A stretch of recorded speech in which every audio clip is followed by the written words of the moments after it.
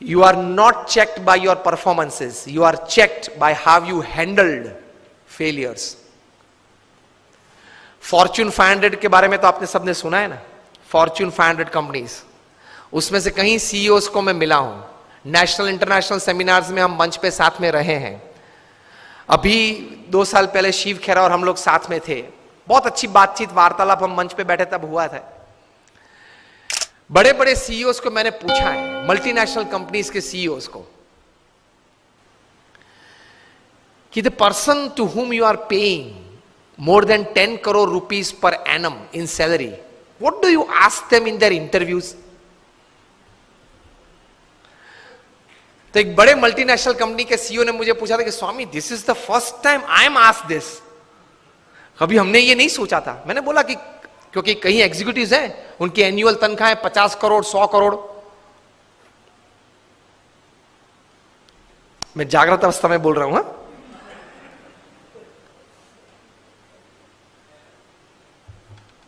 ये बहुत बड़ी सॉफ्टवेयर बनाने वाली कंपनी है,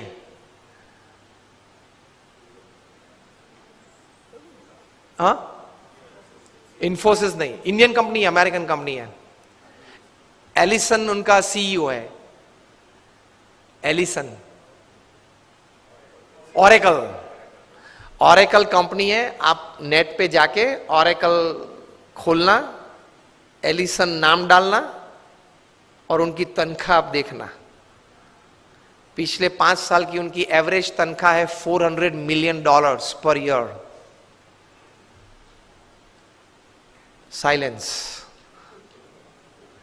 $400 मिलियन, $1 मिलियन मतलब 65 करोड़ गिन लो, चलो राउंड फिगर 70 करोड़ गिन लो।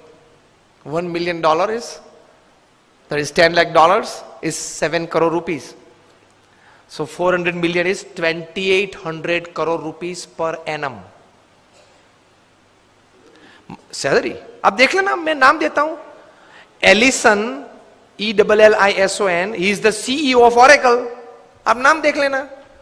अभी परसों ही आपने सुना होगा सुंदर पिचाई का, गूगल के सीईओ, पर डे की सैलरी 3.5 करोड़। परसों ही न्यूज थे, हाँ 2 दिन पहले न्यूज थे। In the print media it is today, electronic media में 2 दिन पहले आ गए थे ब्रेकिंग न्यूज में। लास्ट ईयर फाइनेंशियल ईयर की पूरी सैलरी उनकी 1285 करोड़ थी, टू बी एग्जैक्ट 1285.5 करोड़, मतलब रोज की तनख्वाह 3.5 करोड़ की। सुंदर पिचाई, गूगल के सीईओ। अब देख लेना।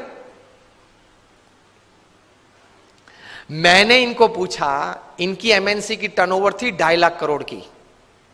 हम दिल्ली में एक फंक्शन में साथ में थे, मंच पे बैठे थे। मैंने उनको पूछा कि दोज एग्जीक्यूटिव्स हुम यू पे मोर देन 10 करोड़ और 25 करोड़, उनको इंटरव्यू में आप पूछते क्या हो? क्योंकि उनके पास डिग्रीज तो एक्स्ट्रा ऑर्डिनरी है, he is a double MBA from LSE और हार्वर्ड, एकेडमिक्स तो पूछना नहीं है। इतनी बड़ी तनख्वाह देते हो तो वो 10-15 साल का अनुभव तो है उसको। 10-15 साल में उसने 50,000 करोड़ 1 लाख करोड़ मैनेज किए हैं, हर साल टर्नओवर किया है, ऐसी कंपनीज में ही बड़ी बड़ी पोजीशंस में वे रहे हैं। तो उनको नेटवर्किंग में पूछना नहीं है, एडमिनिस्ट्रेशन में पूछना नहीं है, HR में पूछना नहीं है, मैनेजमेंट में पूछना नहीं है, ग्रोथ के बारे में आपकी क्या सोच है वो पूछना नहीं है। आप पूछते क्या हो उनको इंटरव्यू में? उन्होंने मुझे एक बहुत अच्छी बात बताई कि स्वामी जी, इन कक्षा के लोगों को जिनको हम ये प्रकार की तनख्वाह देते हैं, उनको इंटरव्यू में एक ही प्रश्न पूछते। I was like very surprised. मैंने बोला एक ही प्रश्न पूछते हो? कहाँ? और उनका उत्तर वे 20-25 मिनट तक देते हैं, तभी उत्तर पूरा बनता है। That was more surprising. I said what do you ask? He said हम एक ही प्रश्न पूछते और ये पूछते हैं, describe a big failure in your life and how did you handle it? प्रश्न क्या पूछते हैं इन कक्षा के लोगों को? Describe a big failure in your life. आपके परफॉर्मेंस के बारे में हमें कुछ पूछना नहीं है कि मैं पहली कंपनी में था, वहां 200% सेल बढ़ा दिया, दूसरी कंपनी में था, वहां 500% ग्रोथ कर दिया, वो हमें नहीं सुनना है। वो था आप लोग सब जो यहां बैठे हो, जो इंटरव्यू वाले देने आए हो, जिनको हम ये तनख्वाह देने वाले, सबके पास ऐसी ऐसी परफॉर्मेंस स्टोरीज है, ये कॉमन है, ये हमको नहीं पूछना है। पूछना क्या है?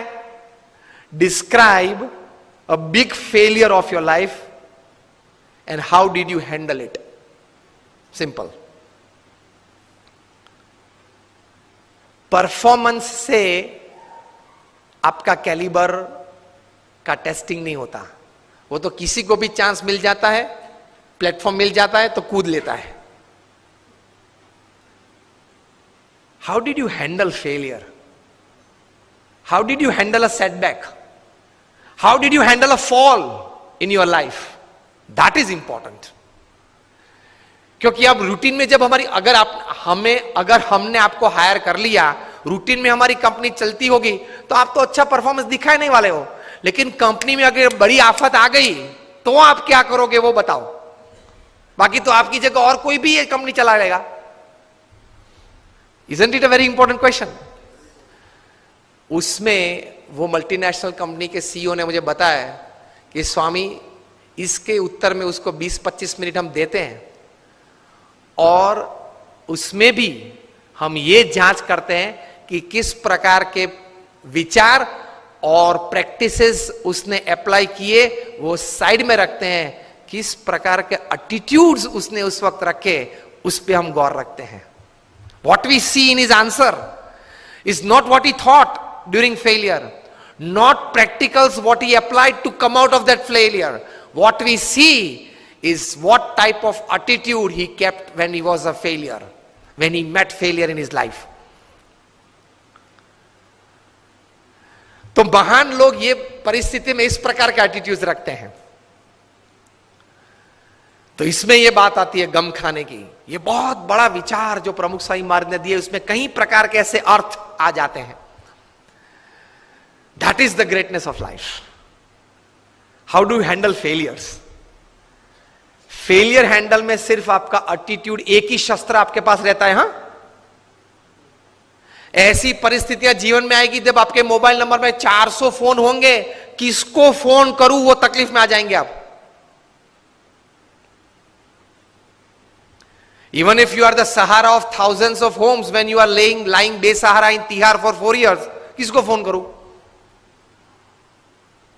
उनके मन में भी दिक्कत होगी ना कि अभी 4 साल से 10,000 करोड़ के रुपए के व्यक्ति तिहार में है, किसको फोन करते होंगे वो? मोबाइल में तो होंगे 1000 से ज्यादा नंबर। आपके सिटी के, बैंगलोर के किंग ऑफ द स्काईज जब भारत छोड़ना पड़ा, तब भारत का पासपोर्ट नहीं यूज कर पाए, डिप्लोमेटिक पासपोर्ट पे भाग गए ना। अभी वापस लाने की सब प्लानिंग चल रही है,